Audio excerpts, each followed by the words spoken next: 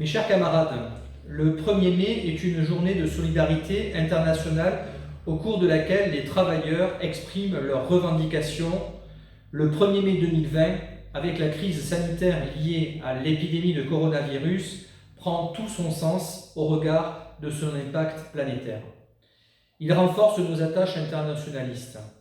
Nos combats menés ces dernières années contre les politiques d'austérité montrent aujourd'hui toute la pertinence de nos revendications.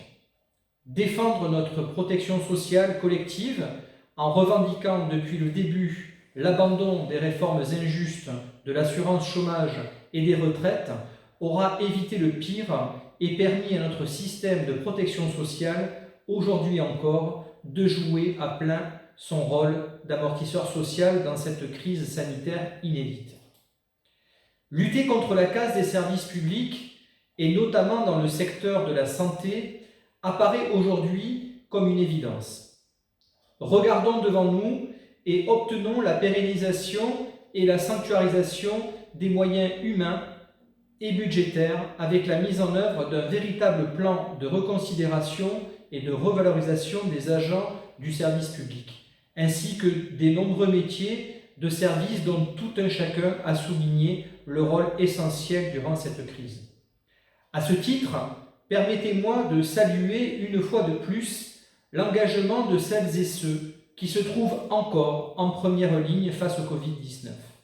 À commencer bien évidemment par les personnels de santé des hôpitaux, cliniques et EHPAD, des fonctionnaires d'État et de nos collectivités territoriales, mais également les salariés tels que ces milliers de femmes et d'hommes, caissiers, livreurs, aides à domicile, éboueurs ou autres manutentionnaires, celles et ceux qui bénévolement ont fait preuve de solidarité, sans oublier les retraités de la réserve sanitaire.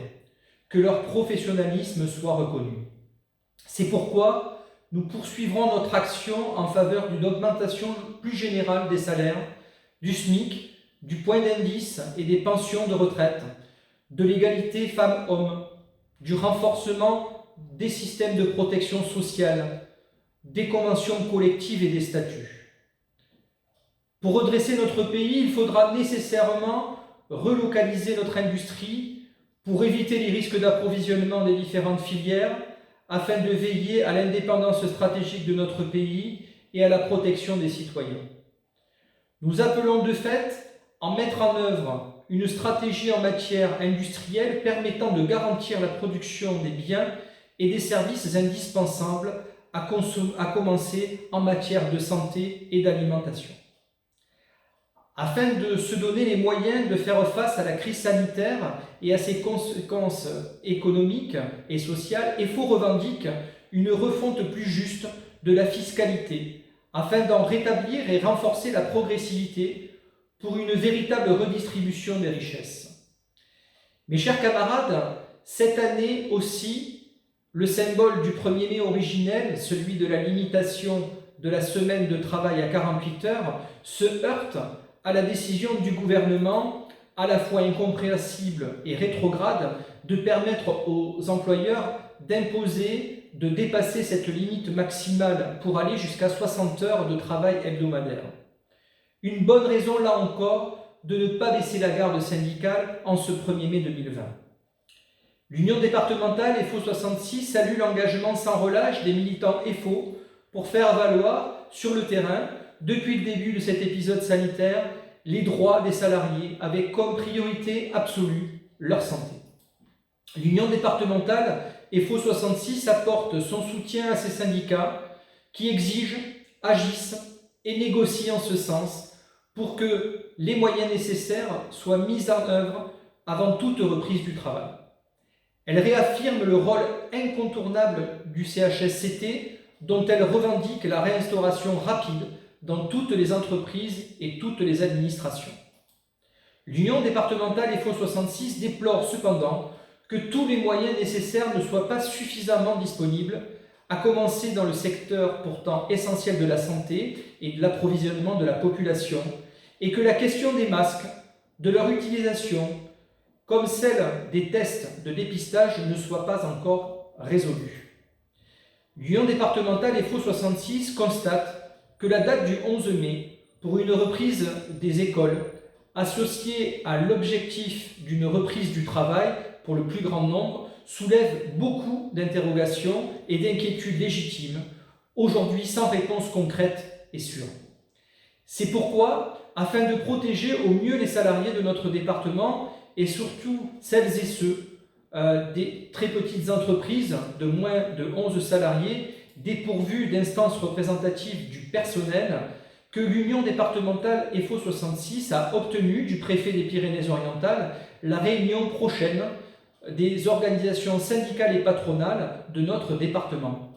Le dialogue social doit être permanent pour éviter que la progressivité du déconfinement mise en avant par le gouvernement finisse cependant par produire une accélération certaine de la reprise dans de nombreux domaines. C'est pourquoi l'Union départementale FO 66 appelle ses syndicats dans tous les secteurs, publics et privés, à être, comme ils le sont depuis le début de la crise sanitaire, vigilants à ce que la progressivité ne se traduise pas en précipitation au risque de mettre en balance la santé des salariés. C'est pourquoi les élus de l'Union départementale FO 66 continueront à se mobiliser pour assurer une veille syndicale et juridique gratuite pour tous durant cette période anxiogène pour bon nombre de salariés. C'est notre devoir de solidarité.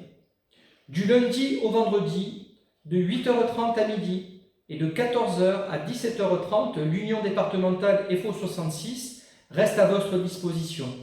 Malgré la fermeture totale de notre accueil au public, nous restons joignables sur notre boîte mail à secrétariat@fo66.fr, mais aussi sur notre ligne fixe au 04 68 34 51 47.